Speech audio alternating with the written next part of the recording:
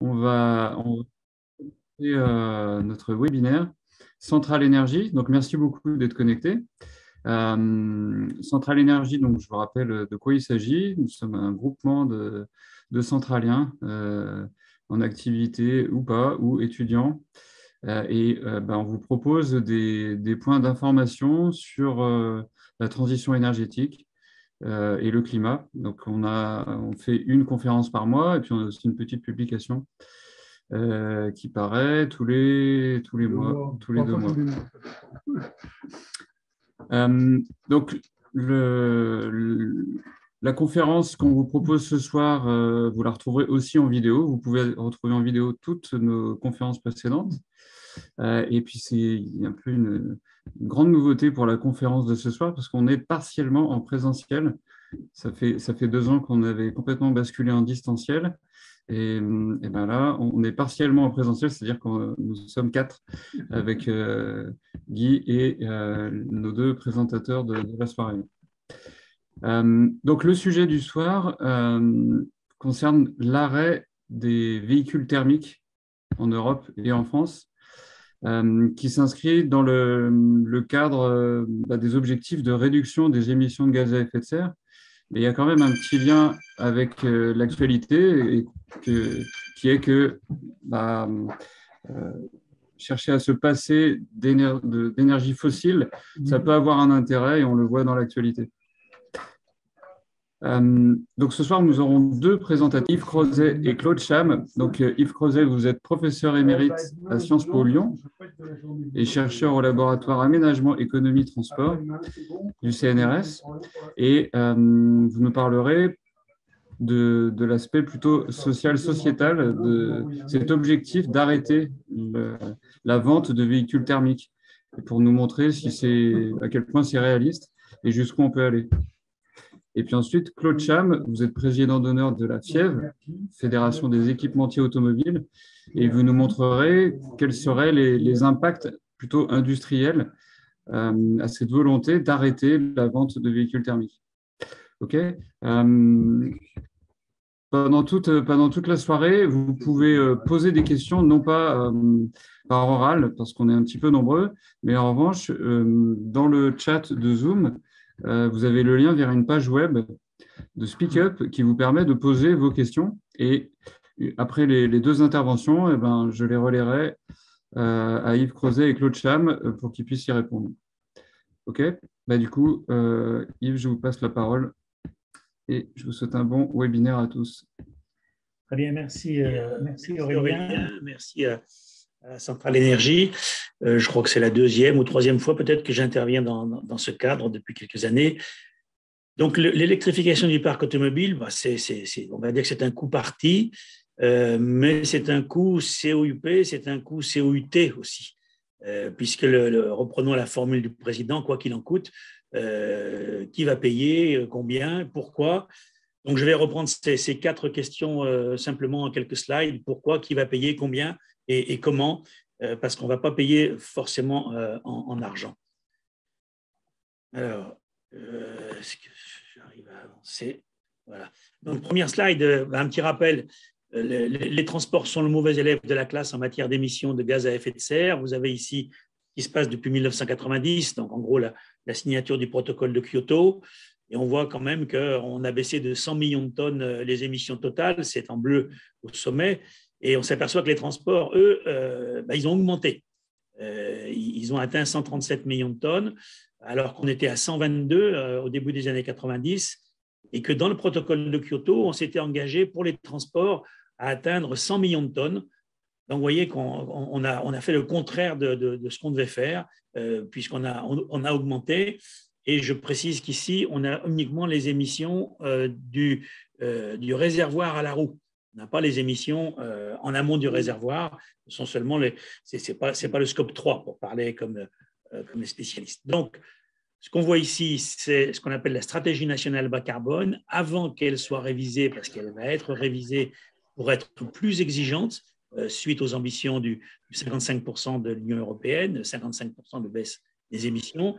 Donc, vous voyez que on est à peu près stable en matière d'émissions dans toute la décennie passée, les années 2020. Bon, l'année 2020 est assez particulière avec le Covid, et vous voyez que d'ici 2030, on s'engage non pas à réduire de 55%, mais on envisageait de réduire de 30% les émissions nationales par rapport à 2017 pour atteindre, en accélérant le rythme ensuite, pour atteindre la décarbonation pratiquement complète à l'horizon 2050. Alors, comment on fait ça? Les économistes dans ce domaine depuis longtemps travaillent sur ce qu'on appelle l'identité de Kaya, du nom d'un chercheur japonais, qui nous dit vous avez 5 leviers en 2 catégories. Vous avez les changements techniques, c'est-à-dire les émissions unitaires, donc ce qu'on voit sur l'équation du générateur. Si vous baissez les émissions unitaires par véhicule, mécaniquement, en principe, vous baissez les émissions totales, sauf si la demande, c'est-à-dire sauf si les véhicules kilomètres augmentent et si le taux de remplissage diminue. Donc, les 2 changements techniques, ce sont les émissions unitaires et donc l'intensité carbone du réservoir à la roue.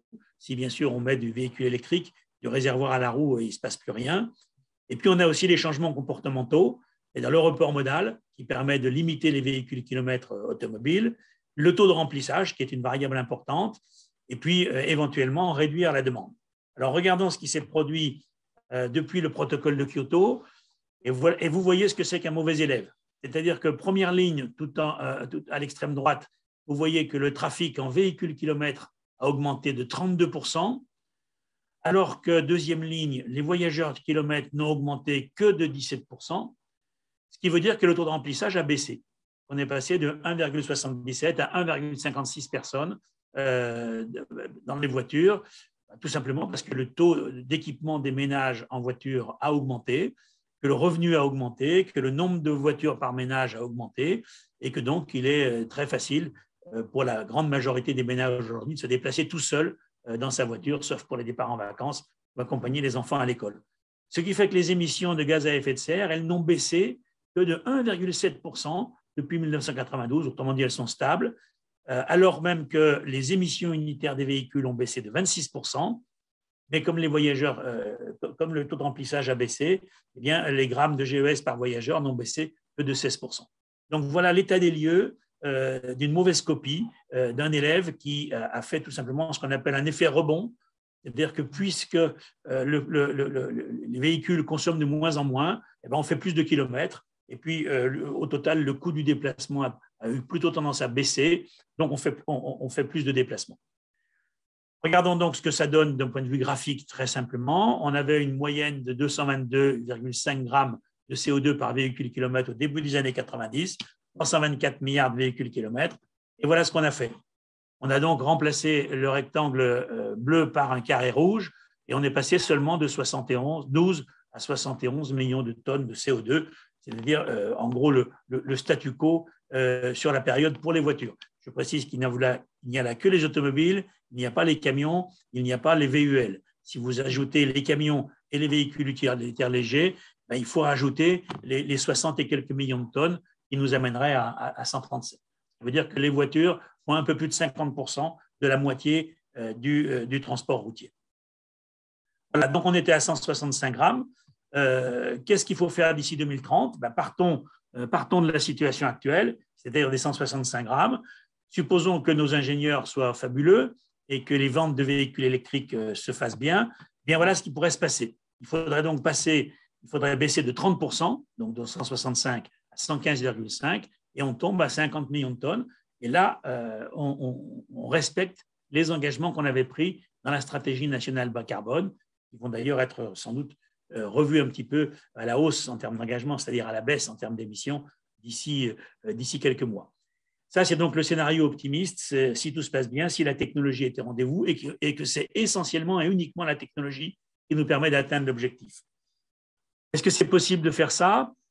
Il faut déjà beaucoup de voitures électriques dans le parc, c'est-à-dire qu'actuellement, le parc, si je prends les voitures toutes électriques, parce que vous savez que les voitures hybrides rechargeables, elles sont souvent utilisées très largement comme des voitures à moteur thermique et pas comme des voitures électriques. Donc, on a aujourd'hui 1% du parc en tout électrique. Il faudrait atteindre 22% du parc à l'horizon 2030, c'est-à-dire passer de 400 000 véhicules à 8 millions de véhicules entièrement électriques. ce qui voudrait dire que c'est le trait jaune que vous avez sous les yeux, une réduction des émissions de 3% par an, alors que la tendance, vous l'avez avec le trait noir, c'était moins 0,57% par an. Donc, il faudra faire vraiment un changement important qui n'est pas totalement hors d'atteinte. Si je regarde ce graphique, c'est un risque que j'ai pris en imaginant que la France se mettait dans les pas de la Norvège. Donc, vous avez ici des années, année 1, année 2, année 3. Pour la Norvège, l'année 1, c'est 2011, et pour la France, c'est 2018. Et donc, je superpose les évolutions de 2011 pour la Norvège, donc qui est en bleu, parce que ça nous amène jusqu'à 2020. Et vous voyez qu'en 2020, dixième année, eh bien, on a plus de 50% des véhicules vendus en Norvège qui sont des véhicules 100% électriques. Et vous voyez qu'au début de la période, année 1, 2, 3, 4, en orange, vous voyez que les ventes de véhicules électriques en France, elles suivent la trajectoire de la Norvège. Donc, j'ai essayé d'être optimiste dans la perspective en disant, voilà, si on fait comme la Norvège, voilà ce qui pourrait se passer. Effectivement, on aurait, d'ici 2028-2027, on aurait 50% des véhicules vendus qui seraient des véhicules purement électriques. Et 50%, ça fait 1 million de véhicules par an si on se reporte aux ventes des années 2017-2018. Ça en ferait 800 000 si on se reporte aux ventes, ou 700 000 si on se reporte aux ventes de 2019. Donc, ce n'est pas impossible si la greffe du véhicule électrique prend, mais elle prend lentement, puisque le pays où on vend le plus de voitures en Europe, c'est l'Allemagne. Et l'Allemagne, en 2021, c'est le pays où les ventes de voitures ont le plus diminué. Tout simplement parce que les acheteurs sont des attentistes. Ils se disent, oui, j'ai une voiture diesel ou une voiture essence qui fonctionne encore bien. Les voitures électriques vont sans doute arriver sur le marché, mais les prix vont baisser. Donc, je vais conserver ma voiture 1 ou 2 ou 3 ans de plus en attendant que les choses se changent. Donc, voilà, on peut être en partie optimiste sur le développement du parc électrique, mais il ne faudrait pas qu'il y ait trop d'attentisme. Surtout qu'on a des problèmes de coûts. Donc, qui va payer? Bien, aujourd'hui, c'est surtout un coût public, c'est un coût pour les finances publiques. Vous voyez qu'en Norvège, un de mes collègues a fait l'étude en Norvège en trouvant qu'il avait fallu dépenser 1 370 € par tonne de CO2 évité. Alors, non pas en donnant des subventions, mais tout simplement en réduisant les taxes. Parce qu'en Norvège, où il n'y a pas de constructeur automobile, les taxes sont extrêmement élevées, non seulement la TVA, mais une taxe spéciale sur l'achat des voitures, qui fait qu'une voiture, toute taxe comprise, vous coûte pratiquement le double de son prix hors taxe. Eh bien, on a supprimé toutes ces taxes en Norvège pour les véhicules électriques. On a supprimé les péages. Dans certains cas, l'électricité était gratuite. Ils avaient parfois même le droit d'utiliser les voies de bus. Donc, tout a été fait pour pousser à l'électrique et ça a fonctionné. Ça fonctionne très bien. Dans l'Union européenne, les mesures ne sont pas aussi généreuses puisque ce sont essentiellement des subventions à l'achat. Et puis, le fait que chaque fois qu'on subventionne une voiture électrique, bien, on a des pertes de recettes sur les ventes de carburant. Et si vous considérez très rapidement qu'une voiture rapporte en TICPE, en taxe sur environ 4 centimes par kilomètre, eh bien, sur 150 000 kilomètres, l'État perd en gros 6 000 €. Alors, cette somme est sans actualisation parce que c'est des euros qui seront perdus dans 5 ans, dans 10 ans. Et si vous ajoutez ça avec les euros, peut-être jusqu'à 6 000 € de subvention pour l'achat d'un véhicule électrique, vous retrouvez ces valeurs de 400, 500 € dépensés par la collectivité pour les véhicules électriques. Est-ce que ça vaut le coup, COUT, de subventionner les voitures électriques? Mais vous voyez que tout dépend de ce qui se passe en amont. C'est-à-dire tout dépend de ce qui se passe sur l'axe des ordonnées, c'est-à-dire les émissions de CO2 d'un véhicule.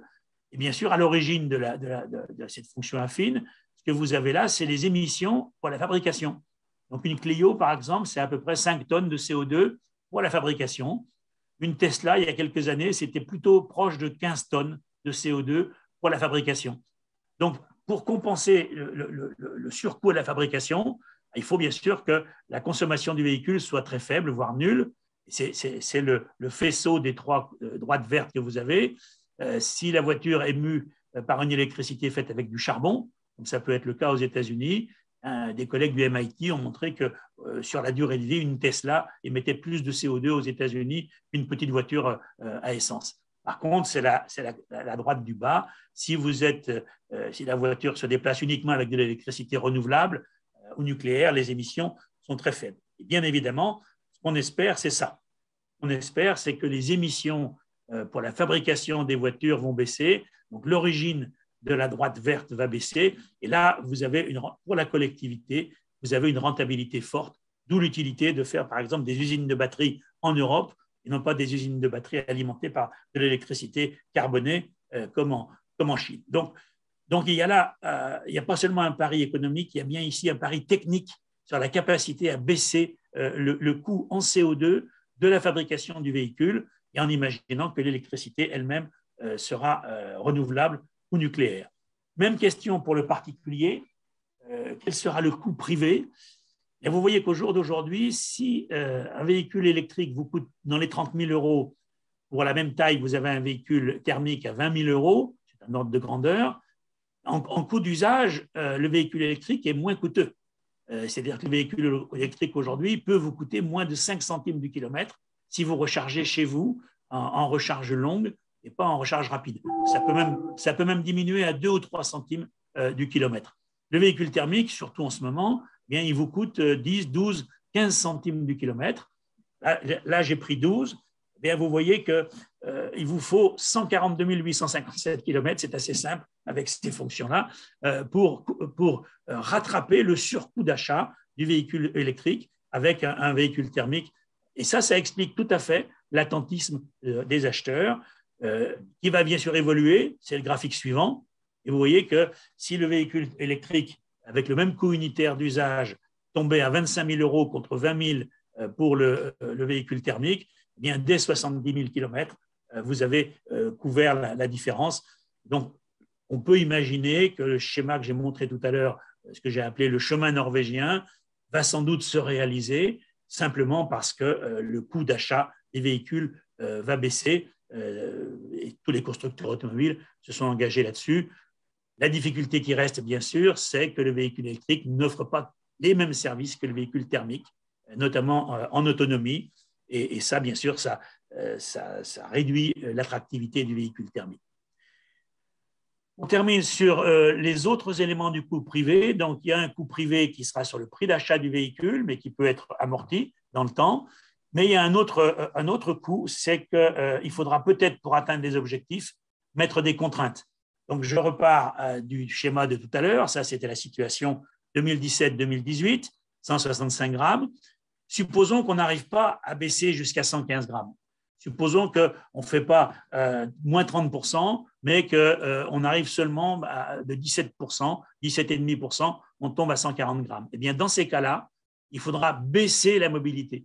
Donc, en revenant à l'équation de Kaya, il faudra baisser la demande de transport. C'est ce qui est résumé ici.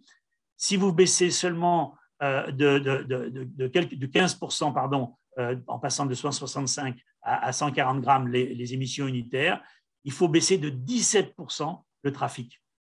Et pour faire ça, vous pouvez augmenter un peu le taux de remplissage, c'est-à-dire renverser la tendance avec le covoiturage, renverser une tendance qui date de 30 à 40 ans. Vous faites 45 milliards de véhicules kilomètres en moins, mais il faut encore baisser de 30 milliards. Et ça, ça va être du report modal vers d'autres modes de transport. Ça peut représenter à peu près 45 milliards de passagers kilomètres. 45 milliards, c'est les 2/3 du trafic TGV actuel en France. Donc, vous voyez que là, on est sur des contraintes potentielles très fortes sur la mobilité pour atteindre les engagements. C'est d'ailleurs pour ça que les engagements européens et français aujourd'hui posent des questions de crédibilité, parce que quand on regarde les chiffres, on s'aperçoit qu'il faudra des contraintes fortes. Donc, je conclus en rappelant que l'automobile va rester le vecteur dominant des déplacements de personnes. C'est une affirmation très importante, parce qu'avec ça, vous êtes fâchés avec les écologistes et avec les automobilistes. Première chose, on ne se débarrassera pas de la voiture. La voiture va rester dominante, bien sûr pas dans le centre de Paris, mais elle va rester dominante dans la plupart. Et c'est parce qu'elle va rester dominante qu'elle va être de plus contrainte. Donc, avec la fin de la phrase, je suis fâché maintenant avec les automobilistes. Donc, la décarbonation du parc automobile est une nécessité si on veut atteindre les engagements climatiques. On prévoit cette baisse de 30%. J'ai bien précisé que 30%, c'était beaucoup moins ambitieux que les 55% de l'Union européenne à l'horizon 2030. Alors, précisons les dates. L'Union européenne, c'est 55% par rapport à 1990. Et la France dit 30% par rapport à 2017. Mais en 2017, pour les voitures, on était au-dessus de 1990. Donc, en fait, si on voulait coller à l'objectif européen, il faudrait faire moins 60% pour les voitures par rapport à 2017. Et ça, le gouvernement sait que c'est impossible, donc il a seulement choisi le 30%. Donc, même pour atteindre ce 30%, il faut que le parc comporte plus de 20% de véhicules tout électriques, c'est-à-dire qu'il en faut un peu plus de 8 millions. Et donc, je vous rappelle qu'on est seulement à 400 ou 500 000 aujourd'hui. Et si on n'atteint pas cet objectif, ce qui, de mon point de vue, vous l'aurez compris, est fort probable, il faudra mobiliser d'autres leviers, c'est-à-dire les prix, la tarification et la taxation, pour réduire le recours à la voiture, et action sur les quantités, par la réglementation, baisse des vitesses, obligation d'utiliser du covoiturage, voire la carte carbone qui réduirait fortement la demande afin de réduire le trafic. Autrement dit, le message est simple, attachez vos ceintures. Je vous remercie. Merci beaucoup, Yves. Merci beaucoup. Et désolé pour les interruptions de son, c'est les aléas du direct et ça montre qu'on n'a plus l'habitude de faire ça en présentiel, en fait, hein, tout simplement. Ok, donc merci pour cette vision de où est-ce qu'on doit aller et est-ce qu'on a des chances d'y arriver. Donc une vision plutôt sociétale, réglementaire. Et puis du coup, maintenant, on va enchaîner avec Claude Cham avec des aspects plus industriels. Je disais que c'était la première fois que j'interviens devant vous et j'en suis très heureux et je vous remercie de cette invitation. Donc, j'ai écouté Yves Crozet que je connais depuis longtemps avec tout le brio qu'il a pour expliquer. Effectivement, le transport est peut-être le mauvais élève. Moi, je vais essayer de vous démontrer que l'automobile n'a pas été un si mauvais élève que ça pendant les dernières décennies et que malheureusement, cette transition énergétique à laquelle personnellement j'adhère totalement risque de nous placer dans une situation peut-être assez inconfortable si on regarde simplement la problématique de notre industrie sur le territoire français. Alors, je sais pas pourquoi ça avance pas, comment je fais avancer mon machin. Je vous prie de m'excuser, mais voilà, pourquoi ça avance pas.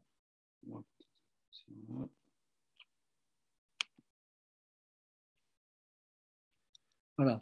Alors, très rapidement, je ne veux pas rappeler, mais je crois qu'il faut que l'on se remette dans un contexte. L'industrie automobile est mondialisée maintenant depuis de nombreuses années. Et surtout, ce qui, je crois, qui est un paramètre que l'on a parfois tendance un peu à oublier, on a vu apparaître de ce que j'appelle des gigapays en industrie automobile et en particulier la Chine. Et des chiffres que tout le monde n'a pas forcément à l'esprit. J'ai voulu rappeler que la Chine, aujourd'hui, c'est un potentiel de vente de 26 millions, c'est le premier marché automobile du monde, et que si on rapporte ça au taux d'équipement actuel des Chinois pour 1000 habitants, qui est à 118 à l'heure actuelle, là où les Américains sont à 850, nous les Européens entre 500 et 750, il y a une potentiel de croissance. Ils étaient à la moitié de ça il y a 10 ans, donc on peut estimer que dans les 10 années qui viennent, ou un peu plus, je ne m'hasarderai pas, on va passer à un marché potentiel de 40 à 50 millions de voitures. 40 à 50 millions de voitures, c'est un marché potentiel qui est l'équivalent du marché américain plus le marché européen réuni, car ces marchés-là ne vont pas augmenter, car nous sommes dans des marchés matures et on est des marchés de renouvellement. Donc, quand on regarde la carte de l'industrie automobile, le barycentre, il se trouve effectivement en Asie. L'Europe, bien, il faut aussi, par rapport à la France, on est obligé de signaler qu'il y a un de nos voisins qui a beaucoup mieux réussi dans les 20 dernières années, voire un peu plus que nous, c'est l'Allemagne, qui, bien évidemment, l'année dernière a été une année difficile, puisque là où ils produisaient 6 millions de voitures, ils sont tombés à 3 millions. Mais c'est quand même un pays qui a réussi à se positionner dans le secteur du haut de gamme et qui aujourd'hui, dans les secteurs du véhicule de luxe, exporte entre 60 et 65% de sa production, ce qui est quand même pas non plus une performance qui est à négliger.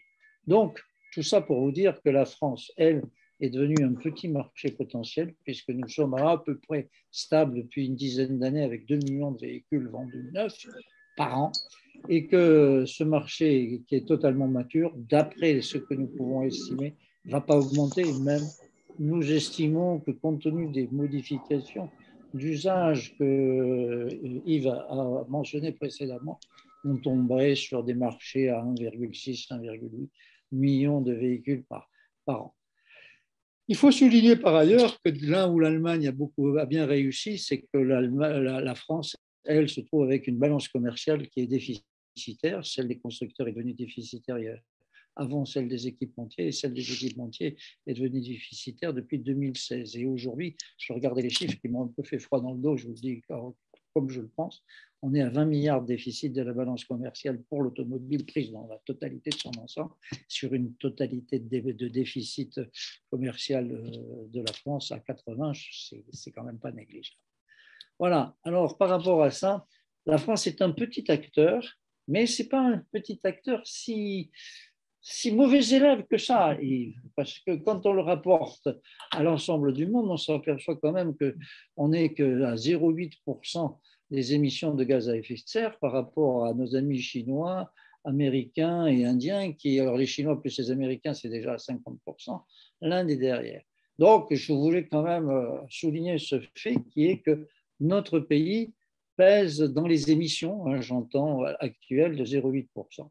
L'automobile en elle-même, quand vous regardez les deux graphiques sur les émissions de SO2 ou sur les émissions de CO, qui sont les composants organiques non volatiles et non méthanisés, on s'aperçoit, alors je pourrais vous parler des NOx, je pourrais vous parler des particules, que dans les années qui viennent de s'écouler, on n'a quand même pas fait un si mauvais parcours que ça, en améliorant très nettement, et Yves l'a souligné, la performance du moteur thermique. Malheureusement, comme ça a été dit précédemment, quand on regarde sur le dernier trafic, sur les 30 années, eh bien, on a quand même, compte tenu de l'augmentation du trafic et de l'augmentation des véhicules en circulation, que baissé d'un petit 8% en 30 ans, ce qui n'est quand même pas une performance, je dirais, si belle que ça. Donc la décarbonation du parc automobile est un enjeu important, mais son influence sur les émissions et sur le stock, alors là, sur le stock, évidemment, on ne va pas rentrer dans ce débat-là, mais ça, il faut le relativiser quand même, je pense. Alors, Yves vous a montré, j'ai repris cette courbe pour montrer, si vous voulez, avec le Fit for 55, aujourd'hui, la rupture que, tant pour les VUL que pour les véhicules de tourisme, les objectifs qui nous sont fixés sur la communauté européenne sont quand même une rupture importante, puisqu'il faut qu'on fasse quand même, vous voyez que la pente de la courbe s'accélère très très nettement, et honnêtement, je partage aussi l'avis de Yves sur ce sujet. Je ne suis pas certain que nous arrivions à atteindre ces objectifs. C'est pour cela que je dirais qu'il faut que nous ayons une vision, on y reviendra plus tard, une vision, je dirais, moins monolithique sur la décarbonation, je dirais, du transport et puis enfin, de nos automobiles, que celle qu'un certain nombre de nos collègues peuvent prôner. Alors, la compétitivité industrielle. La France est un petit marché potentiel et elle va se retrouver avec un marché domestique qui ne va pas forcément être celui qui va lui permettre d'absorber ses coûts de R&D, ses coûts d'industrialisation, etc. Surtout qu'en plus, il faut qu'on amortisse les coûts de l'autre technologie. La Chine, par contre, est le premier marché automobile du monde. C'est le premier producteur de véhicules, c'est le premier producteur de batteries, c'est le premier détenteur de terres rares. Et compte tenu de tout cela et compte tenu de ce que je vous ai dit précédemment, ayant absorbé ces coûts, je dirais, de R&D, de développement, d'industrialisation sur son propre marché domestique, je ne suis pas un aussi brillant économiste que mon ami Yves, mais j'avais appris quand j'étais un peu plus jeune que je pouvais attaquer l'exportation au coût marginal, et donc je crains que nous soyons confrontés à une attaque de ce pays-là sur notre territoire. Donc, de cela, je dis, avec, je dirais, un minimum de bon sens, essayons de rendre les termes de la compétition les plus équitables possibles. Pour faire cela, je crois qu'il y a deux solutions complémentaires. L'une, elle est évidente pour moi, c'est que je crois qu'il faut améliorer les termes de la compétitivité de l'industrie française sur le territoire national, et que quand on regarde et que l'on voit qu'il y en a un certain nombre d'impôts de production, etc., et par rapport à nos compétiteurs, on met dans une situation difficile, mais il faut aussi que, compte tenu de la transition énergétique que nous vivons, l'automobile bénéficie peut-être de façon transitoire d'un régime particulier dans ce domaine-là. Puis il y a une deuxième chose, c'est que je pense qu'il faut non pas revenir au protectionnisme auquel je ne crois absolument pas comme dynamique de progrès pour les peuples, mais quand même faire en sorte que les termes de la compétition soient les plus équitables. Et ce que j'appelle de mes voeux avec un certain nombre de collègues, c'est ce que j'ai marqué là, c'est le mécanisme d'ajustement carbone aux frontières, qui me semble être un bon système, mais qui, dans la forme que j'ai vue aujourd'hui, ne semble pas tout à fait répondre aux objectifs qu'on veut se fixer. Pourquoi ? Parce que ce mécanisme d'ajustement carbone aux frontières ne touche que la matière première pour l'instant. Et pour des gens comme nous, équipementiers automobiles, et nous trouvons sur le territoire national avec déjà les termes de la compétition pas très favorables, si on nous rajoute une taxe sur la matière première carbonée, etc., ben, vous savez ce que ça va faire, ben, ça va faire qu'on va faire comme les constructeurs, etc. On va aller se placer dans des pays où nous n'allons pas avoir cela.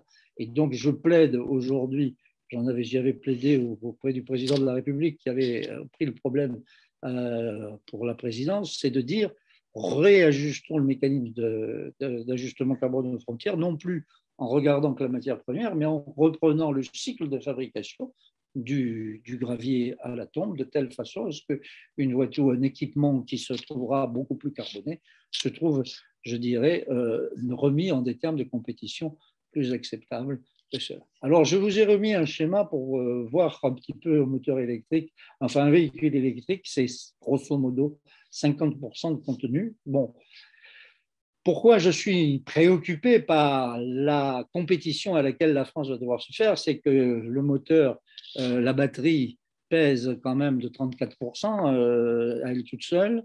Nous voyons que le moteur électrique est lui aussi d'un poids significatif, et puis il nous reste après l'électronique de puissance qui pèse de 6%. Voilà à peu près les trois éléments qui sont, je dirais, les plus significatifs de ce qu'est une voiture électrique par rapport à une voiture thermique précédemment. Donc, j'ai repris ça d'une étude qui a été faite par Alix Partner et qui est toute récente. Je vous disais que la Chine était le premier fabricant de moteurs, le premier fabricant de véhicules, etc. Il y a un secteur que l'on ne souligne pas suffisamment pour notre pays, qui est ce que j'appelle l'électronique de puissance. Il faut savoir qu'en ce qui concerne l'électronique de puissance, c'est un domaine dans lequel la France se trouve être en termes de compétitivité avec des atouts non négligeables, et qu'à l'heure actuelle, avec les ingénieurs de l'automobile, nous sommes en train d'essayer de promouvoir l'implantation d'un certain nombre de sites pour développer cette technologie sur notre territoire. La slide d'après, vous voyez qu'un véhicule électrique, eh bien, c'est quand même pas un véhicule thermique, et que quand on regarde son coût aujourd'hui par rapport à un véhicule thermique décomposé par les différents éléments, on a quand même un surcoût non négligeable par rapport à un véhicule thermique.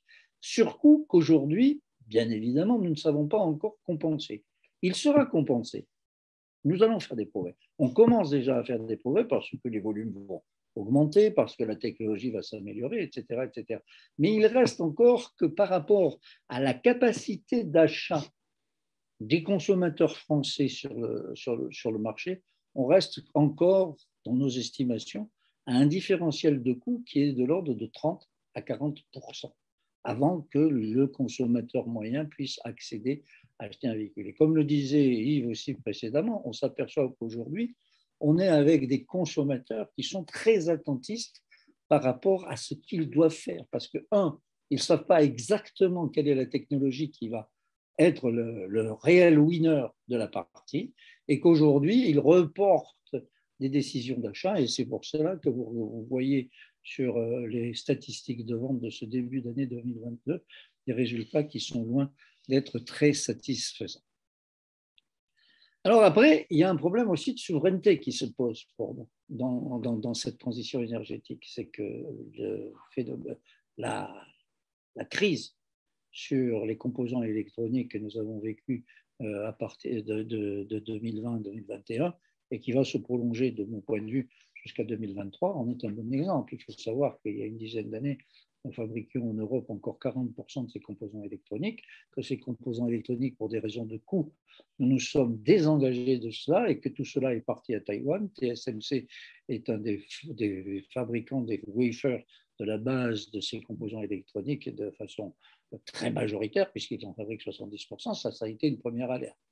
On s'est penché assez rapidement là-dessus, mais on s'aperçoit qu'aujourd'hui, une petite pièce de parfois 1 centime ou 10 centimes peut arrêter une chaîne de fabrication. Donc, ça a entraîné une certaine réflexion.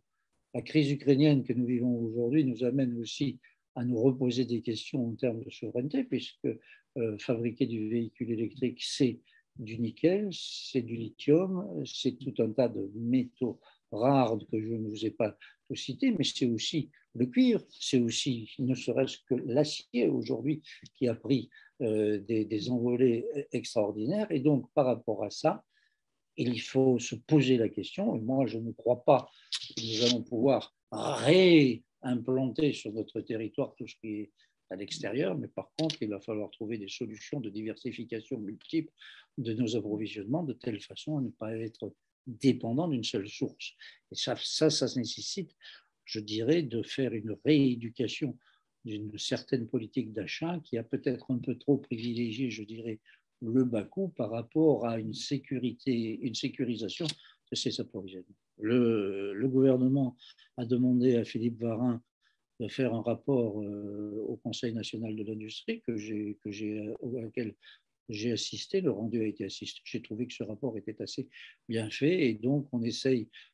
D'abord, il fait une bonne analyse de la situation et la deuxième chose, je crois que les propositions qui sont faites me semblent assez correctes. Créer un fonds des métaux stratégiques et un observatoire des métaux critiques, création d'une plateforme industrielle à Dunkerque et enfin réorganiser la filière aimant qui est à Lac, qui est elle aussi un point qui est en termes de souveraineté, sur l'électrification.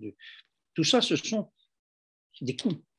Ce sont des coûts qui sont additionnés, qui viennent pour une industrie automobile qui n'est pas aujourd'hui au mieux de sa forme. Alors, le moteur électrique versus le moteur thermique, quel est le meilleur? Tout à l'heure, vous avez vu la courbe que Yves vous a présentée. Eh bien, pour les comparer, il n'y a pas 36 solutions de mon point de vue. Il faut les comparer du puits à la tombe, parce que comparer cela différemment ne rend pas une bonne copie, je dirais, de la façon dont lequel est le plus neutre en carbone. Bon, décarboner les transports, c'est décarboner l'ensemble du cycle. Donc, on revient sur la thèse précédente, qui est de dire comment nous devons totalement décarboner notre production. Alors, en l'état actuel des technologies, suivant l'endroit où va être produit le véhicule, il sera plus ou moins neutre en carbone. Il est en fait certain que quand je vous parle de la crainte que je peux avoir sur les véhicules d'entrée de gamme, je prends un exemple simple.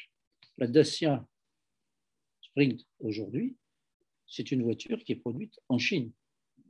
Elle est donc produite avec de l'énergie carbonée.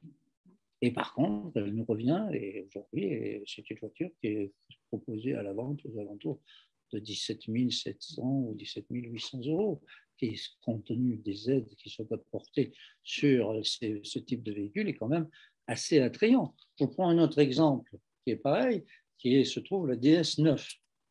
La DS9 est un véhicule aujourd'hui qui est fabriqué en Chine. Donc, ce sont deux exemples qui me font penser que on est aujourd'hui un peu trop monolithique dans la proposition que l'on fait dans cette transition de décarbonation de notre énergie en ne voulant aller que sur le moteur électrique qui est certainement peut-être à terme la solution, mais qui de façon, je dirais, transitoire, ne me semble pas être la solution la plus adaptée, étant entendu que de mon point de vue, avec les propositions que nous pouvons avoir et que je lis toutes les études, dans l'état actuel de la technologie, on s'aperçoit que le moteur thermique est loin d'être un moteur qui a absolument donné, dit son dernier mot, et permettre de résoudre, de ne pas s'améliorer.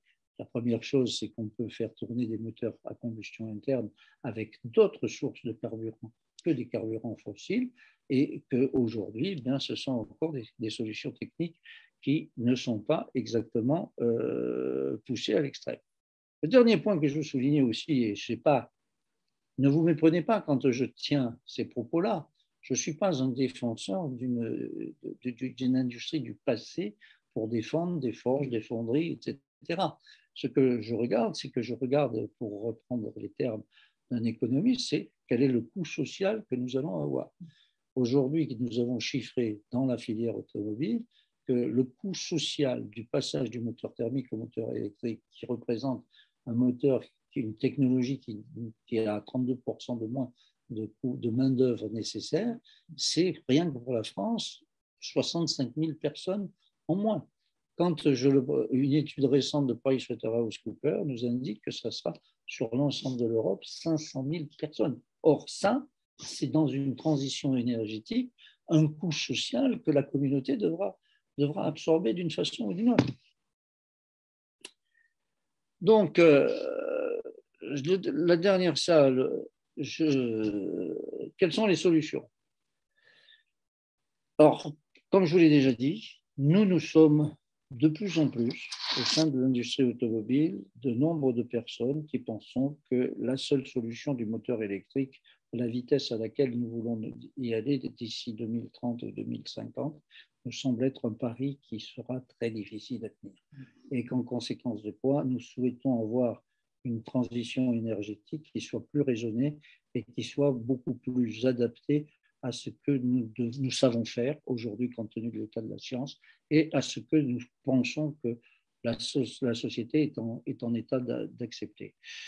Alors, on assiste à un foisonnement de technologies, hein, et aujourd'hui, nous, en tant qu'équipementiers automobiles, entre l'hydrogène, l'électrique, les hybrides, etc., nous sommes obligés de faire un investissement en recherche et développement dont nous savons, je discutais récemment avec un des dirigeants d'une société, d'un très grand équipementier français, et qui est en train de fermer un centre de recherche et de développement qui visiblement n'est pas le centre de recherche et de développement parce que ça ne se rentabilise plus. Donc c'est aussi un coût pour nos industries non négligeable. Bon, je n'irai pas, alors ça c'est de la provocation pour Yves Crozet sur les projets les plus fous qu'on voit des voitures volantes, puisqu'il m'a déjà répondu il y a un certain nombre d'années que ça s'appelait un avion, ce que je ne conteste pas. Mais vous donner un exemple. GM a fait par exemple des études sur des voitures au thorium. Bon, le thorium, tout le monde sait ce que c'est par rapport à l'uranium, etc., etc. Une voiture, il fait fonctionner une voiture au thorium. Je ne sais pas si ce sont des recherches technologiques qui aboutiront un jour. Mais je me reporte à ce que j'ai lu, parce que je suis un peu âgé, mais je n'ai pas vécu cette période. Au début de l'industrie automobile, on avait effectivement des gens qui inventaient tous les 2 ans un nouveau prototype. À l'heure actuelle, ce que j'observe à peu près partout dans les différents pays, c'est que nous sommes à peu près dans cette situation. Et en conséquence de quoi, je pense que nous serions bien avisés, pour nous, Français, d'avoir une stratégie qui serait une stratégie d'aller vers le moteur électrique, mais en tout état de cause, à minima, pour nous permettre d'y aller dans des conditions, je dirais, de compétitivité acceptables, en maintenant les véhicules hybrides rechargeables et non rechargeables, au moins jusqu'en 2035, ce qui est à l'heure actuelle en discussion au niveau européen et qui n'est pas encore totalement acquis, même si depuis 3 semaines, on s'aperçoit qu'il y a un petit revirement au niveau de nos collègues allemands pour accepter des solutions de ce type. Alors, en conclusion, que je dirais, c'est un petit acteur mondial dont l'industrie automobile est en difficulté. Réglementer comme pour réglementer à la vitesse à laquelle nous voulons y aller, je trouve que c'est quelque chose qui nous fera supporter un coût à notre industrie et qui risque peut-être de mettre l'industrie automobile française dans un grand danger. Et en conséquence de quoi, je propose que nous ayons cette vision des choses qui prennent en compte, je dirais, la souveraineté, qui prennent en compte la multiplicité de technologies et qui, en dernier lieu, prennent en compte une évolution des comportements, des usages dont je trouve personnellement que l'on ne parle pas suffisamment comme étant un des moyens de pouvoir aller vers la décarbonation du transport dans notre cher pays. Donc, sachant donner, comme je le dis, il y a un grand président qui a dit une seule fois, il faut donner du temps au temps. Je pense que notre industrie aujourd'hui aurait besoin d'un peu de temps pour absorber tous ces coûts supplémentaires dans cette transition énergétique. Je ne veux pas terminer sur une note trop pessimiste, mais il est indéniable que dans la compétition qui fait rage aujourd'hui, la France, compte tenu des capacités, je dirais, d'un petit marché potentiel qu'il présente, se trouve être un des pays qui est peut-être pas le mieux positionné dans cette compétition. Étant entendu que si je regarde les deux constructeurs que nous avons sur le territoire national, ce ne sont plus des constructeurs qui traitent le seul marché français, ce sont des grandes multinationales dont la France pèse dans leur chiffre d'affaires que relativement peu. Et si je regarde aussi les grands équipementiers, il en va de même, la France représente un potentiel relativement faible. Donc, essayons d'être raisonnables et essayons quand même de protéger une industrie française qui a su à un moment donné donner un peu de talent et un peu de piquant à la compétition automobile et à la course automobile. Donc, je suis un large partisan de la décarbonation du transport, mais je suis aussi un fort défenseur d'une industrie automobile dans laquelle j'ai passé toute ma carrière et que j'aimerais bien voir se redéployer à l'occasion de cette transition énergétique. Ok, merci beaucoup Claude et merci beaucoup Yves pour vos interventions.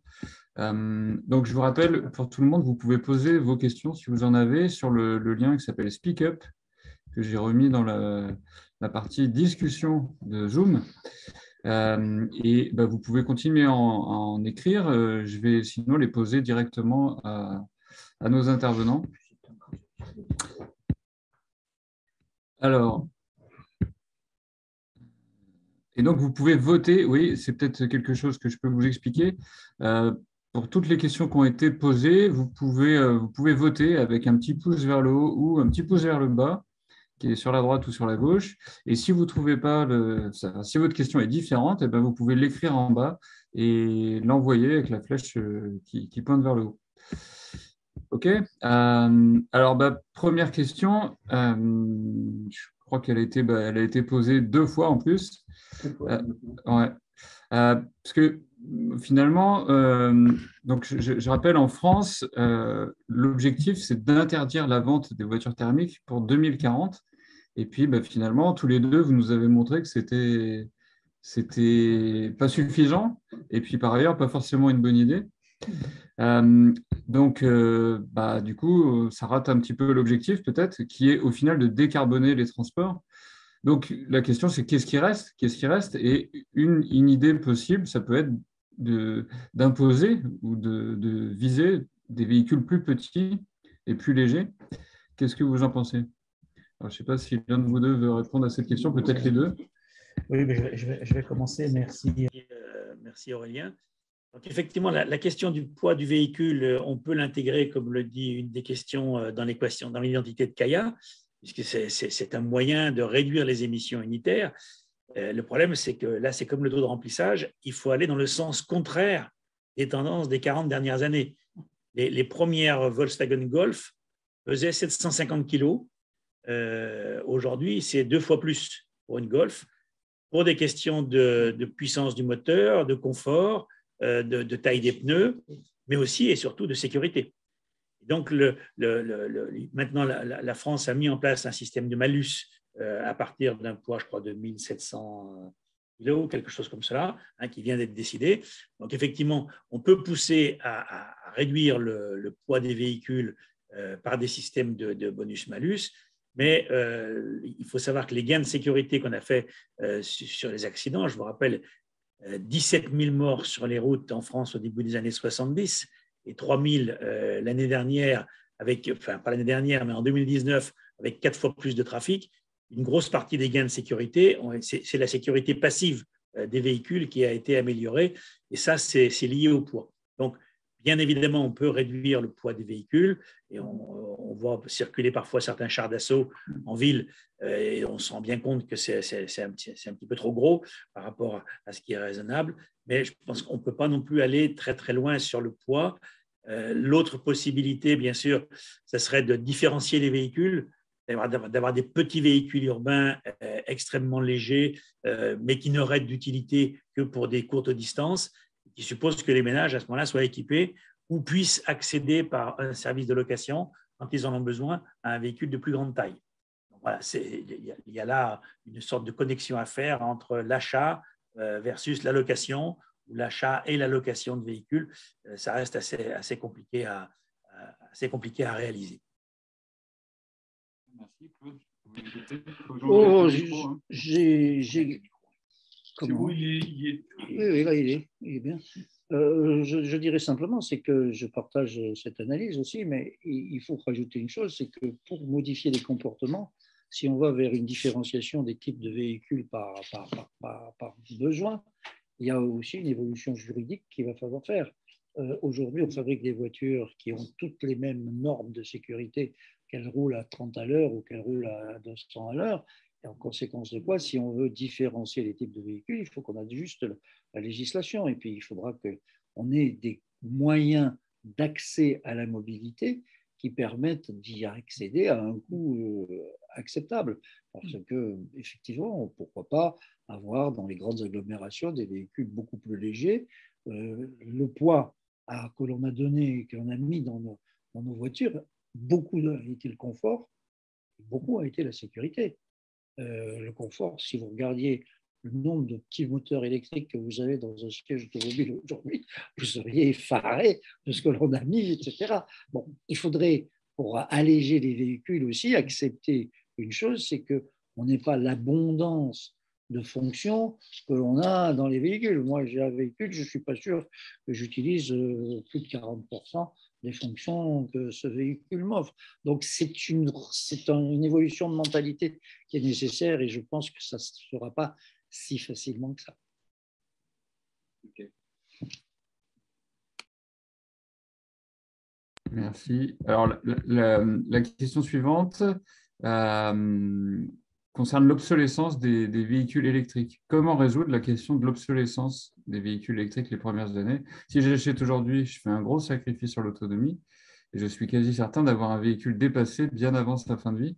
Alors, ce que je comprends, c'est pas forcément un véhicule en panne, mais simplement qu'il y aura en face de lui des véhicules neufs dont l'autonomie sera plus importante.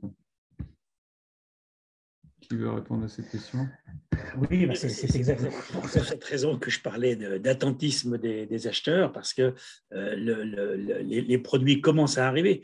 Ils commencent seulement à arriver. C'est-à-dire que si vous vouliez acheter une voiture française qui soit autre qu'une Zoé purement électrique, il y a encore 2 ou 3 ans en arrière, il n'existait pratiquement rien.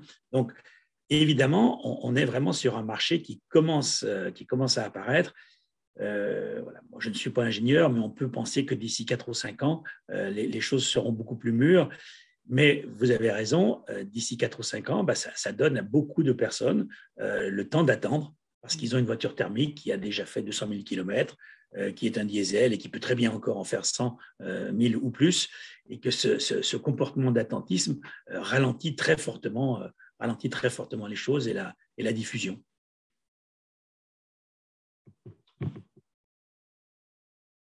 Que par rapport à cet attentisme de l'acheteur et ce différentiel, le problème fondamental que nous avons à résoudre sur le véhicule électrique, ce sera l'autonomie. C'est l'autonomie. Or, l'autonomie, pour l'instant, il ne faut pas non plus, il faut dire les choses vraies. Au-delà de 350 km, on n'est pas encore tout à fait compétent. Par ailleurs, moi, j'en discute avec certains brillants directeurs de la R&D qui ont acheté des voitures électriques. Il y en a d'ailleurs récemment qui me disait qu'il avait une maison en Bretagne, qu'avant il mettait 5 heures pour y aller, et aujourd'hui il met 7 heures. J'en ai un autre qui habite à Honfleur. Je lui dis comment tu fais pour aller dans ta maison pour aller à Honfleur. Elle me dit j'ai une Zoé, mais j'ai l'autonomie. Hein. Mais je ne roule pas au-dessus de 110 à l'heure. Donc, je crois que là, on a encore des progrès à faire et qu'effectivement, l'attentisme va continuer. En termes de fiabilité du véhicule, je pense qu'on avance vraiment, vraiment très, très vite dans ce domaine. Le moteur est un moteur relativement simple. Bon, une des problématiques que nous allons avoir et qui semble nous poser problème, c'est tout ce qui est le problème de connectivité. De connexion, car là, on a quand même quelques soucis à régler.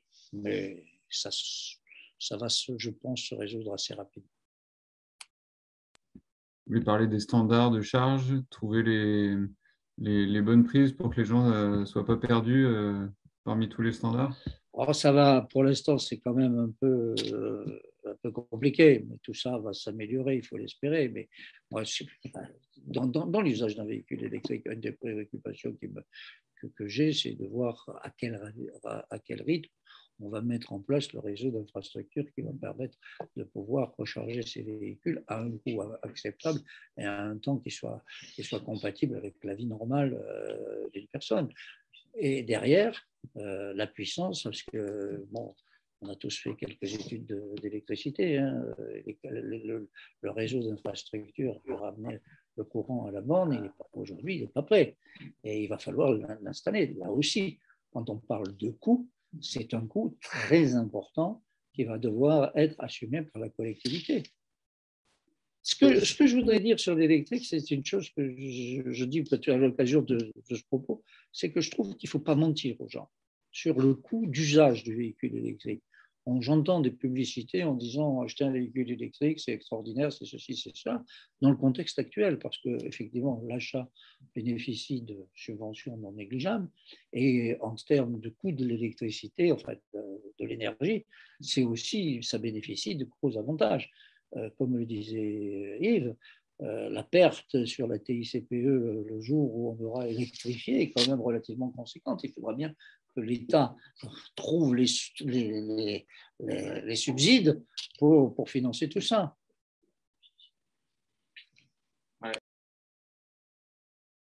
Effectivement, on a une question sur ce sujet de la tarification de l'électricité, mais je vais continuer à vous les poser dans l'ordre où elles sont demandées. Ça permet de changer de thème en plus à chaque fois.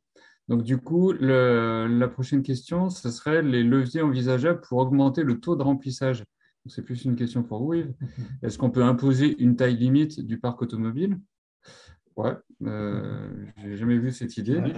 Ou quelle autre nouvelle fiscalité ou comment imposer le coût de l'énergie? Oui, en fait, la question du taux de remplissage, elle peut-être réglée par une contrainte sur l'usage de la voirie.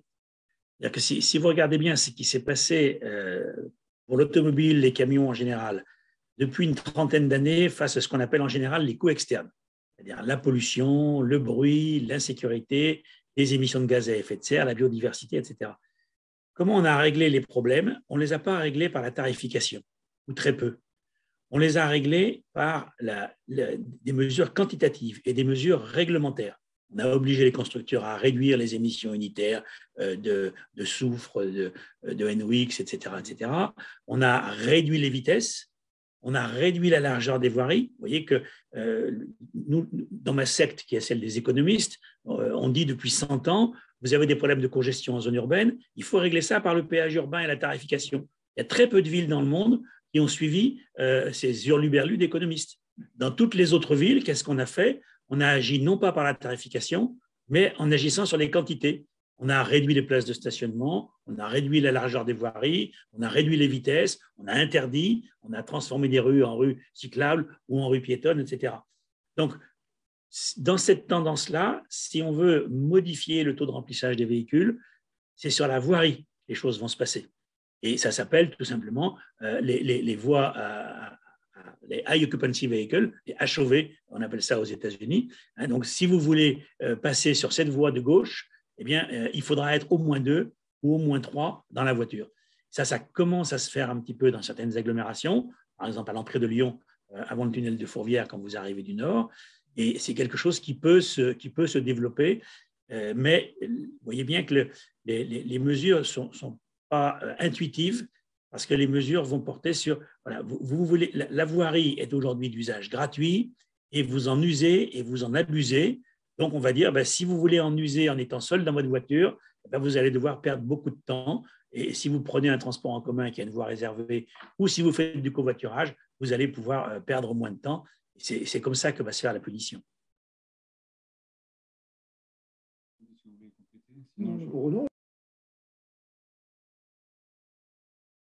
La question suivante, c'est un exemple. J'ai un diesel qui fonctionne parfaitement. Je fais peu de kilomètres avec. Le mettre à la poubelle est ridicule dans une perspective de cycle de vie global, d'économie de matériaux, etc. Dois-je et puis-je attendre les carburants de substitution? Oui, tout à fait. Tout à fait. Aujourd'hui, on voit que quand on discute avec les ingénieurs de l'Institut français du pétrole, aujourd'hui, on sait faire fonctionner un moteur à combustion interne avec d'autres substituts à une énergie totalement carbonée. La seule chose qu'il y a, c'est qu'il y a un coût de transformation qui est à assumer, mais on sait faire. On sait faire. C'est comme on sait faire aussi du rétrofit. Hein. Tout ça, tous ces arbitrages, moi, je ne sais pas, je n'appartiens pas à la secte des huluberlus, mais j'apprends un peu à compter et j'ai appris dans la vie que souvent, l'arbitrage se faisait en fonction du coût pour accéder à un bien ou pour accéder à une modification. Mais avec un moteur diesel, on peut tout à fait, effectivement, continuer à l'utiliser. Et surtout qu'avec, je ne sais pas dans quel état est le moteur diesel en question, mais avec un moteur diesel, on peut faire vraiment beaucoup, beaucoup, beaucoup de kilomètres. La seule chose qu'il y a, c'est que la contrainte que ce monsieur risque d'avoir, ce n'est pas tellement le moteur en lui-même, c'est la création des ZFE. Et avec les vignettes critères, il risque de se retrouver à un moment donné avec une impossibilité de pouvoir accéder à un endroit parce que son moteur ne correspondra pas aux critères ZFE qui auraient été décrétés. Merci Claude de parler des ZFE parce que c'est une autre illustration de la régulation par les quantités et non pas de la régulation par les prix.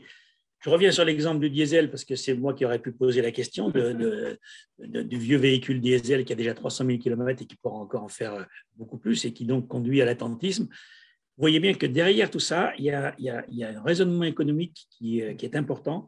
C'est la distinction que font les économistes depuis longtemps entre ce qu'on appelle les biens supérieurs, les biens normaux et les biens inférieurs. Un bien supérieur, c'est un bien dont le volume de consommation dans le budget augmente quand votre revenu augmente. Par exemple, la santé. Plus vous êtes riche, plus vous êtes prêt à dépenser beaucoup pour la santé. Le transport aérien. Le transport aérien est quelque chose qui a augmenté beaucoup depuis 30 ans parce que le revenu moyen des ménages a augmenté. La voiture est en train de devenir un bien inférieur. Donc, vous connaissez tous des jeunes, de l'âge d'Aurélien ou un peu plus jeunes, qui n'ont pas le permis de conduire. Et qui disent, non, je n'ai pas besoin de voiture, j'habite dans la région parisienne ou le centre d'une grande métropole, je loue une voiture de temps en temps, je n'en ai pas besoin. Donc, et le fait de dire, j'ai une vieille voiture, mais finalement, je la conserve, alors pour des raisons environnementales en disant, tout le CO2 lié à la fabrication d'une prochaine voiture ne sera pas émis, et mon CO2 de ma vieille voiture, il a été émis il y a 10 ans ou 15 ans, donc je peux la garder. Derrière ce raisonnement, entre guillemets, philanthropique, et où on se donne bonne conscience par rapport à l'environnement, il y a un raisonnement économique individuel qui dit la voiture devient un bien inférieur, c'est quelque chose qui est utile, j'en ai besoin, mais je ne vais pas multiplier les dépenses dans ce domaine. Et au passage, je vous signale une erreur d'analyse fréquente qu'on voit actuellement chez certains commentateurs qui disent le fait que les Français achètent largement des Dacia, excusez-moi de citer le nom, c'est la preuve que les Français s'appauvrissent. Pas du tout. Parce que ceux qui achètent des voitures neuves, de toute façon, ce ne sont pas des pauvres. Ceux qui achètent des voitures neuves Dacia, c'est parce que pour eux, la voiture est devenue un bien inférieur Et plutôt que de dépenser beaucoup d'argent dans une voiture, on préfère en avoir une qui offre tout un tas de caractéristiques tout à fait modernes, mais on ne va plus forcément regarder la voiture comme le bien d'ostentation qu'on va acheter pour d'autres. Et ça c'est un changement important, et c'est quelque chose qui joue aussi dans le jeu de l'attentisme, puisque la voiture est de moins en moins un élément de symbole de réussite sociale, et c'est à partir de là que ça peut ralentir, bien sûr, la rénovation du parc et son passage vers l'électrique. Ok, merci beaucoup. Je voulais compléter en rappelant qu'une voiture thermique, si on la vend à quelqu'un d'autre, même dans un autre pays, elle continue d'émettre de toute façon. Donc elle est là, quoi, effectivement. Alors, question suivante, peut-être pour vous deux. Comment assurer les ressources françaises en électricité en 2050 si le parc auto-électrique croît comme prévu? Disposerons-nous d'assez de térawattheures? Alors, ou de terawatts même. Alors, c'était pas, effectivement, vous ne l'avez pas abordé directement, mais c'est vrai qu'on peut se dire, il y aura peut-être, ça va peut-être coincer quelque part pour produire suffisamment d'électricité. Qu'est-ce que vous en pensez? Quelle info vous avez? Grosso modo, ce que je crois aujourd'hui de mémoire, je crois que nous consommons sur le territoire d'Asfezal 450 TWh à l'heure actuelle pour les besoins, et que les estimations que l'on fait devraient nous amener à monter à 650 voire 750 TWh.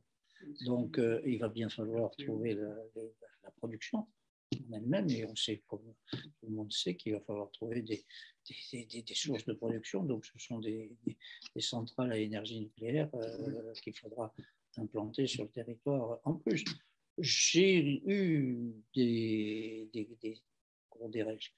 démonstrations qui m'ont très impressionné par mes amis de RDF, qui m'ont dit mais non, ne t'inquiète pas, on va rééquilibrer ça, la voiture va pouvoir stocker, elle va pouvoir redistribuer, etc. etc. Je ne vous cache pas qu'à titre personnel, je reste un peu sceptique, mais tout ça va dépendre de la vitesse à laquelle le parc va se modifier et s'électrifier. Mais incontestablement, toutes les études que l'on fait aujourd'hui démontrent que la puissance installée aujourd'hui ne sera pas tout à fait suffisante. Après, c'est une question de savoir quand est-ce qu'on en aura besoin et à quelle vitesse on va aller vers ça. C'est une course à la vitesse, oui, entre le renforcement du réseau et voir de la production électrique et l'augmentation du parc de véhicules électriques. Ok, alors peut-être une question pour Yves. Dans l'identité de Kaya, du transport, ne faut-il pas aussi intégrer le poids? Alors je crois que vous l'avez évoqué tout à l'heure. Et la personne cite environ, on serait peut-être à l'heure actuelle à environ plus de 10 kilos par an à niveau de gamme constant. Oui, c'est tout à fait ça. Je vous disais, en une quarantaine d'années, on a doublé le poids des véhicules comme les Golf ou l'équivalent des Clio, etc. Donc le poids est un élément important, mais on a bien montré tout à l'heure que ça va être difficile de revenir en arrière. C'est un petit peu comme si on vous disait aujourd'hui, vous allez garder un téléphone portable, mais vous n'aurez plus l'accès à Internet, vous n'aurez plus l'accès à vos messageries, vous devrez seulement vous contenter d'un téléphone portable. Ce serait assez difficile quand même. On a une autre question sur les VUL, alors, qui n'était pas l'objet de votre présentation. Est-ce qu'électrifier tous les VUL qui fonctionnent sur des trajets courts serait une bonne solution, quitte à en limiter la puissance?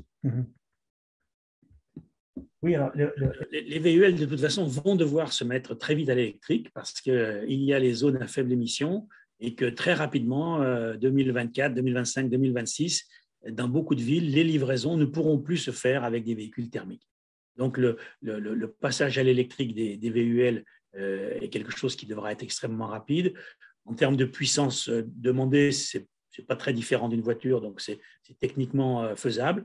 Et effectivement, le rétrofit peut être un moyen d'accélérer les choses, puisque pour s'équiper en véhicule électrique, peut-être que la demande sera forte.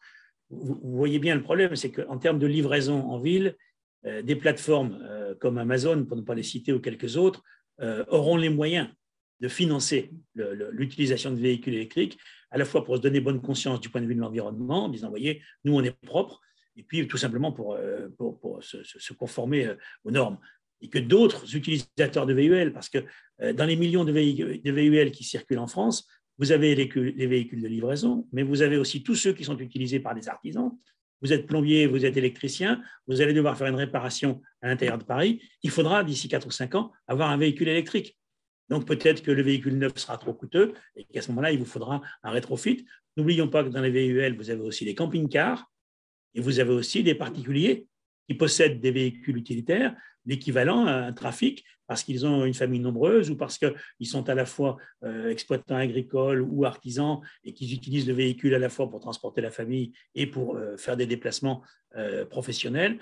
Donc, pour tout cela, ils sont ce que mon ami André Breteau appellerait les oubliés de la République, c'est-à-dire ceux qui ont absolument besoin de la voiture mais qui ne peuvent pas s'acheter une voiture neuve.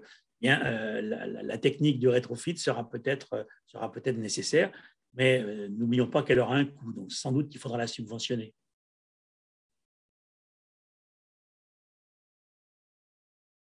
Les VUL vont devoir passer à l'obligation, surtout qu'en plus, quand on regarde, on commet souvent une erreur sur l'appréciation du kilométrage qui est fait par ce type de véhicule. Et en termes d'autonomie, on est tout à fait en capacité de répondre à ces 100-150 km dans la journée avec des systèmes de recharge bien intégrés.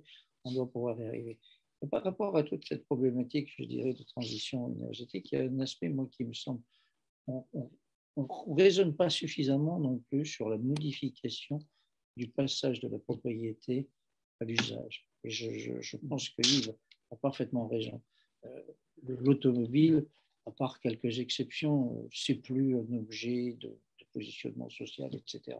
Et le jour où on va arriver à avoir des providers de mobilité qui vont nous mettre à disposition le moyen de transport qui nous conviendra, je pense qu'on pourra faire un grand pas dans la transition énergétique parce qu'on pourra à ce moment-là modifier les usages d'une façon beaucoup plus facile que quand on reste propriétaire de cet objet. C'est fascinant d'avoir sa voiture qui dort 95% de son temps au pied de sa maison parce qu'on sait qu'elle est là, mais ça coûte quand même fort cher. Et quand on regarde les budgets contraints des jeunes générations auxquelles vous appartenez, c'est peut-être plus tout à fait au goût du jour. Ok, merci. Alors, pour les dernières questions, voilà, c'est pas vraiment une question, c'est un commentaire pour expliquer, Claude, pour les exemples que vous citiez avec la Bretagne, qu'on peut aussi y aller en train, effectivement. Mais c'est vrai que ça rebondit sur les changements de comportement que vous évoquiez, Yves, sur le fait que on peut aller plus loin que juste la technique et envisager des usages différents. Oui, effectivement, la question des usages est importante, mais je vais désespérer la personne qui a posé la question sur la Bretagne avec deux chiffres abominables et j'ai presque honte de vous les indiquer. Vous savez qu'en 2017, on a inauguré la ligne Bretagne-Pays de Loire. Donc, la ligne TGV qui va de Paris à Rennes a permis de passer d'un temps de 2 heures de trajet à 1h30. Donc, c'est un résultat tout à fait intéressant et donc les Bretons, enfin, en tout cas les Rennais, se retrouvent beaucoup plus proches de Paris. Et d'ailleurs, le trafic sur la Bretagne a été largement développé. Mais si vous faites une comparaison et vous regardez ce qui s'est passé dans le même temps sur l'aéroport de Rennes, vous regardez les chiffres du trafic de l'aéroport de Rennes de 2017 à 2019, c'est-à-dire après l'ouverture de la ligne TGV, c'est plus 30%. Autrement dit, vous avez là l'illustration typique de ce qu'est un bien supérieur. J'habite Rennes, je vais de temps en temps à Paris ou ailleurs pour le métier ou pour des vacances, mais si je pars de Rennes en avion, le nombre de destinations est beaucoup plus élevé que si je prends le train. En plus, c'est beaucoup plus exotique et puis en plus, c'est moins cher au kilomètre. Donc, vous voyez bien que les changements de comportement peuvent fonctionner quand on joue en disant, voilà, je vais vous offrir du train supplémentaire et avec ça, vous allez changer un petit peu vos comportements. C'est vrai, mais c'est vrai marginalement, parce que si dans le même temps, on vous offre un autre mode de transport qui va plus vite et qui est 2 fois moins cher que le train, eh bien, cet autre mode de transport va se développer et ça a été les 3% de croissance du transport aérien en France depuis 30 ans, en tout cas jusqu'à 2019. Ok. Après, on a une question, je pense qu'il sera peut-être assez simple. Ne faudrait-il pas favoriser l'adoption d'indicateurs similaires pour les différents technos? On a les litres au 100, donc j'imagine pour les thermiques. Ne faut-il pas travailler en kilowattheure au 100 km? Alors, j'imagine comme pour les électriques, parce qu'il me semble que c'est justement comme ça que c'est exprimé pour les électriques. C'est vrai on cite les deux chiffres pour un véhicule électrique. Il y a la conso en kilowattheure au 100 et puis par ailleurs l'autonomie. Je ne sais pas si l'un de vous deux va apporter un complément. Oui, les moteurs électriques font des progrès extraordinaires. Même un véhicule électrique très lourd comme la Tesla, elle est très lourde parce qu'elle a beaucoup d'autonomie, donc elle a beaucoup de batterie, 2 tonnes 3, je crois, voilà. C'est des véhicules qui sont tombés à 11, 12, 13 kWh au 100 km. Donc, ils sont extrêmement économes parce que, comme l'a dit Claude tout à l'heure, il va y avoir encore des progrès très importants dans le domaine de l'électrique. Et ça, c'est pour cela que tout à l'heure, j'étais relativement optimiste avec ce que j'appelle le chemin norvégien, parce qu'il va y avoir des progrès importants. Alors, évidemment, ça pousse à l'attentisme. Finalement, autant attendre 2 ou 3 ans et que les choses s'améliorent vraiment, mais on va bientôt montrer que le moteur électrique est vraiment quelque chose d'efficace. Puis c'est une autre question à laquelle je peux répondre tout de suite, la taxation de l'électricité, en disant si on ne peut plus taxer le carbone via la TICPE, on va taxer l'électricité. Ce n'est pas comme ça que ça marchera. Parce que vous ne pouvez pas taxer l'électricité de la voiture en disant ça, c'est l'électricité qui va à la voiture et ce n'est pas celle qui va au réfrigérateur. Puisque les recharges se feront principalement à domicile et qu'à domicile, vous ne pouvez pas différencier. Donc, la taxation de la route doit se faire non plus par l'énergie utilisée, même s'il faut bien sûr continuer à taxer les énergies fossiles, mais elle va se faire par la taxation de l'usage de la route. C'est-à-dire que ce qui nous attend, d'abord pour les poids lourds, mais le plus vite possible, j'espère, pour les voitures, c'est qu'on vous fera payer au kilomètre. En Australie du Sud, c'est un des États de l'Australie, ils ont décidé de mettre en place une tarification d'usage de la route par les véhicules électriques. Ces véhicules ne payant pas de taxe carbone, ils ne payent pas l'usage de la route. Or, en Australie comme aux États-Unis, une partie de la taxe carburant est destinée à entretenir les routes. Donc, ce qui nous attend, c'est ça. Ce qui nous attend, c'est que le déplacement en automobile ne se fera plus avec un usage gratuit des routes. Il faudra à terme comprendre que la baisse du coût du carburant liée à l'électrification doit être remplacée par l'instauration d'une redevance d'usage au kilomètre et pas un forfait du type vignette. Voilà, alors bien sûr, ce sera compliqué de le mettre en œuvre, mais c'est quelque chose qui sera nécessaire. Il y a des expérimentations en Oregon qui se font sur la base du volontariat. Voilà, des personnes se disent, voilà, si vous acceptez de mettre un compteur spécial dans votre voiture qui nous permettra de tarifer la route, on vous rembourse éventuellement une partie des taxes que vous payez par ailleurs, notamment de TICPE. Et c'est un changement, pour le coup, révolutionnaire, parce que la disparition des péages sur les routes, c'est la révolution de 1789. Eh bien, c'est quelque chose qu'il faut considérer, que la mobilité est aujourd'hui un bien commun et qu'accéder librement à la mobilité, on va où on veut, quand on veut, au prix le plus faible, c'est quelque chose qui va être remis en cause. Puisque c'est un bien commun, comme l'eau, comme les déchets, il faut les tarifer comme des biens communs. On régule en disant, dans ma commune, les déchets, on paye au nombre de levées. Si vous mettez votre poubelle plus de 12 fois par an, eh bien, vous payez un supplément. Et si vous consommez plus d'eau, vous payez aussi plus cher. Donc, c'est ça qui va… Le changement principal, c'est ça. Ce n'est pas seulement la technologie, c'est de dire qu'il faut que la mobilité rentre dans le champ d'une régulation d'un bien commun et d'une régulation par les prix. Ok, merci beaucoup. Il y a une dernière question, je pense à laquelle, Claude, vous avez déjà répondu. Est-ce que le développement du réseau de bornes de recharge tel qu'il est actuellement constitue un frein au développement du véhicule électrique? Oui, tout à fait. À l'heure actuelle, le développement des bornes de recharge, on est loin de compte. On devait en implanter 100 000 sur le territoire national. On est loin de compte. L'Europe est tout à fait en retard. Et d'une part, il y a le nombre, et puis d'autre part, il y a la qualité entre les bornes de recharge rapide et les bornes de recharge lente. Et on est tout à fait en retard par rapport à ça. Les investissements qui sont faits ne sont pas à l'heure actuelle à la hauteur de la demande. Et donc, il va falloir rattraper. Mais ça, c'est une chose. Mais j'insiste bien. Il ne faut pas oublier que le stockage de l'énergie électrique est une problématique. Et donc, il faut que l'on arrive à mettre en place un réseau qui va permettre d'alimenter un réseau de bornes qui va devoir en instantané tirer beaucoup sur le réseau et qu'il va falloir refaire des tranchées pour repasser des câbles, pour repasser tout ça.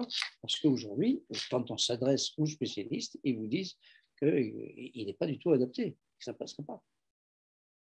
Donc, il va falloir implanter des bornes, ne serait-ce que résoudre le problème de la borne dans la copropriété qui n'est toujours pas résolu. Ok, et ben on arrive au terme de notre conférence. Donc, merci beaucoup à tous les deux. Merci beaucoup, beaucoup. Donc, j'espère que vous avez compris que le tout électrique, on n'est pas sûr que ça fonctionne pour décarboner les transports. Le tout thermique, on n'est pas sûr non plus, mais vous avez évoqué finalement la voie des usages, la voie de la sobriété finalement, même technologique, avec des véhicules peut-être plus petits et plus légers. Donc, il y a peut-être encore du grain à moudre finalement pour y arriver quand même. Merci. La prochaine conférence de Centrale Énergie, Guy, aide-moi. Le 20 avril. Le 20 avril. Ah oui, c'est sur le nucléaire, l'évolution du nucléaire dans le monde, l'énergie nucléaire dans le monde. Voilà, 20 avril sur l'évolution de l'énergie nucléaire dans le monde. Eh ben, on vous remercie et on vous souhaite une bonne fin de journée, un bon appétit et on vous dit à la prochaine fois. Au revoir.